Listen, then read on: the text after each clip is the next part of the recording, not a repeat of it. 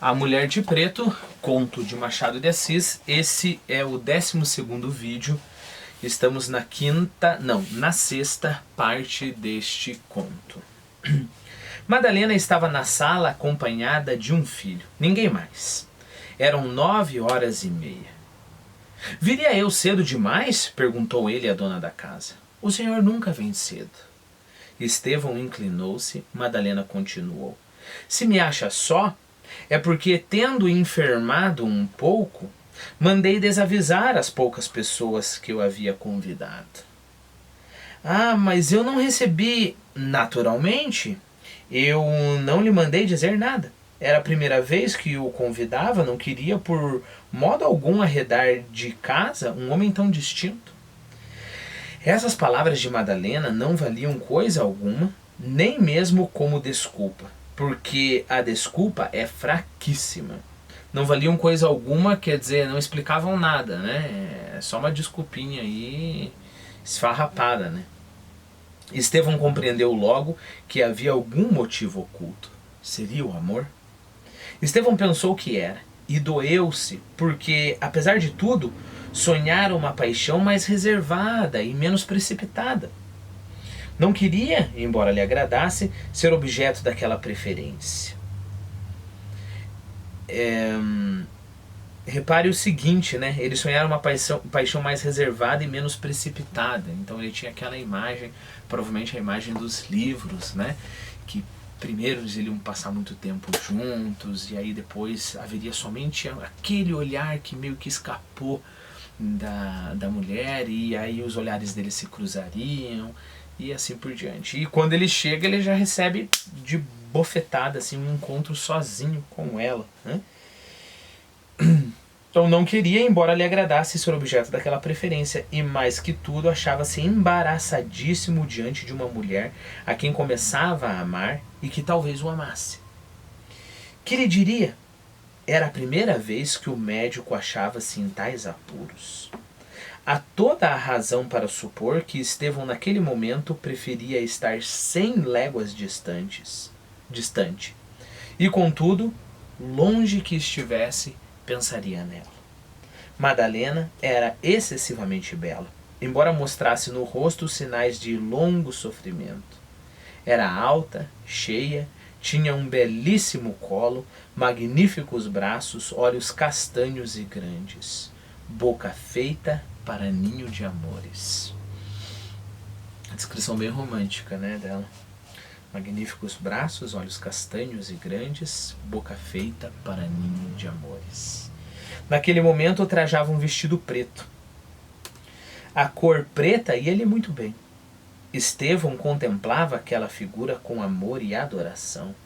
Ouvia-a falar e sentia-se encantado e dominado por um sentimento que não podia explicar. Era um misto de amor e de receio. Madalena mostrou-se delicada e solícita. Falou no merecimento do rapaz e na sua nascente reputação, e instou com ele para que fosse algumas vezes visitá-lo. Às 10h30 serviu-se o chá na sala. Estevão conservou-se lá até às 11h. Chegando à rua, o médico estava completamente enamorado. Madalena tinha-o atado no seu carro, e o pobre rapaz nem vontade tinha de quebrar o jugo. Lembre-se que aqui a imagem é de um boi, né? O jugo é aquilo que você coloca sobre um animal de carga, né? Se a gente está falando de um carro, de uma carroça, é aquilo que prende o animal à carroça, correto? Uma curiosidade, a Bíblia, por exemplo, fala de jugo desigual, né? Só para você ficar com essa imagem na cabeça, não tem nada a ver com o nosso conto. O que é jugo desigual?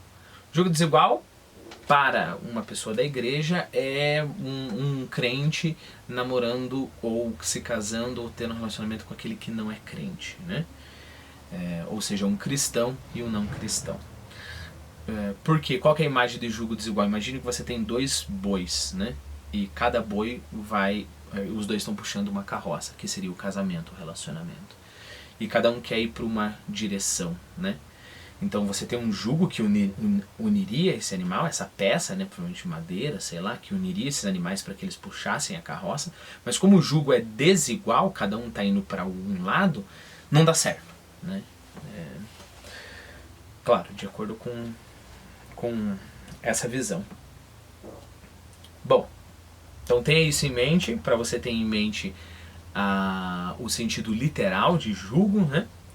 Como isso que vai sobre os ombros do animal, e o ata, uma carroça, por exemplo. E aí vamos entender, Madalena tinha o atado no seu carro.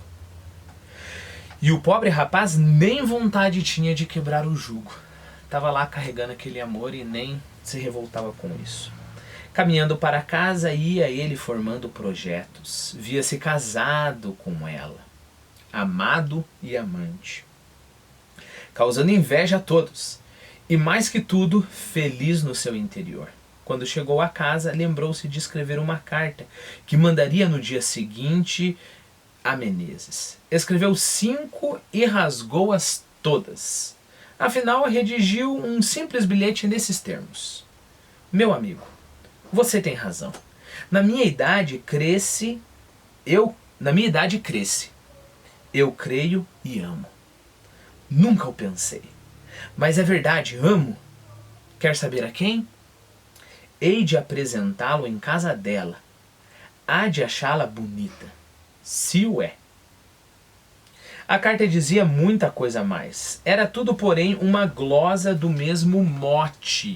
Ok? Uma glosa do mesmo mote. Isso eu acho que é relativamente importante pra gente, porque a gente está falando de um tipo de literatura. Deixa eu só ler para você. Eu não sei se eu tenho aqui na nossa lista do Quizlet. Eu acho que eu tenho tanto glosa quanto mote. Está aqui. Glosa. Então, na literatura, regionalismo do Brasil, né? Tipo de composição poética que desenvolve um mote. Isso eu estou lendo o significado de glosa, né? E em geral em tantas estrofes quanto são os versos deste, e acabando cada estrofe com um deles. Ou seja, eu dou um tema, correto? E esse meu tema é um mote. E vamos supor que nesse mote a gente tenha lá 4 linhas, né? Você vai ter que terminar cada parte da tua composição. Primeiro, a tua composição vai ser decidida pelo tema que eu te dei, e você vai terminar cada parte da tua composição com uma dessas linhas, ok?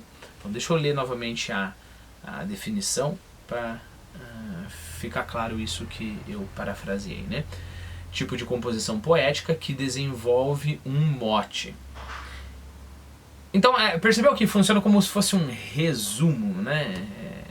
É um resumo dizendo que é um abstract. Sabe quando você faz trabalho acadêmico e aí você tem o teu abstract lá dizendo sobre o que vai ser o teu trabalho. Então é como se fosse isso, mas em poesia, né?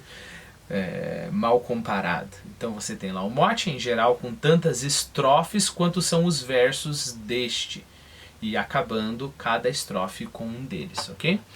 Eu coloquei ali pra você... Rubrica literatura, regionalismo, Brasil, tipo de composição.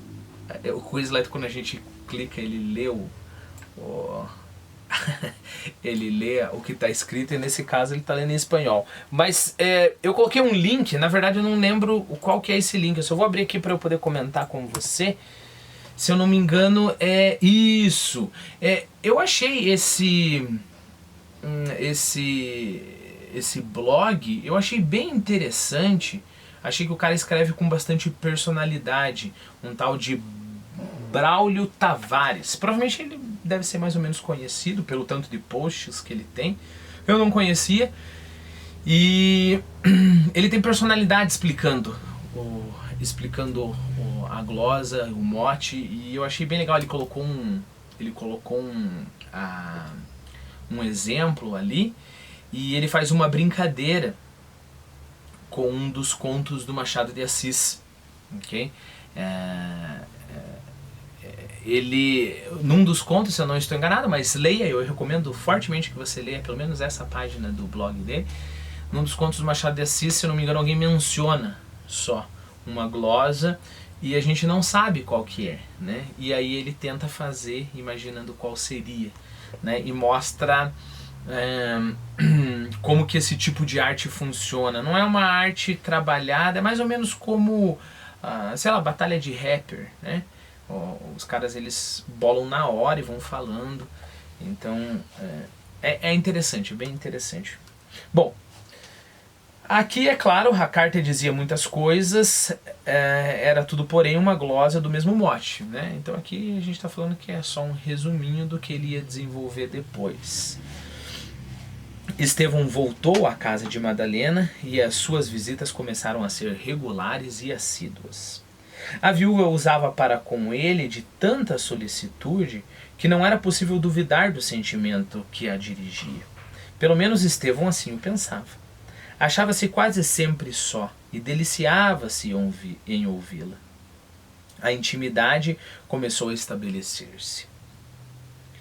Logo na segunda visita, Estevão falou-lhe em Menezes, pedindo licença para apresentá-lo. A viúva disse que teria muito prazer em receber amigos de Estevão, mas pedia-lhe que adiasse a apresentação. Todos os pedidos e todas as razões de Madalena eram dignas para o médico. Não disse mais nada. Como era natural, ao passo que as visitas à viúva eram mais assíduas, as visitas ao amigo eram mais raras. Menezes não se queixou, compreendeu e disse-o ao rapaz. Não se desculpe, acrescentou o deputado, é natural, a amizade deve ceder o passo ao amor. O que eu quero é que sejas feliz. Um dia, Estevão pediu ao amigo que lhe contasse o motivo que o tinha feito descrer do amor, e se algum grande infortúnio lhe havia acontecido. Nada me aconteceu, disse Menezes. Mas, ao mesmo tempo, compreendendo que o médico merecia-lhe toda a confiança e podia não acreditá-lo absolutamente, disse: por que negá-lo? Sim, aconteceu-me um grande infortúnio. Amei também, mas não encontrei no amor as doçuras e a dignidade do sentimento. Enfim, é um drama íntimo de que não quero falar. Limite-se a pateá-lo.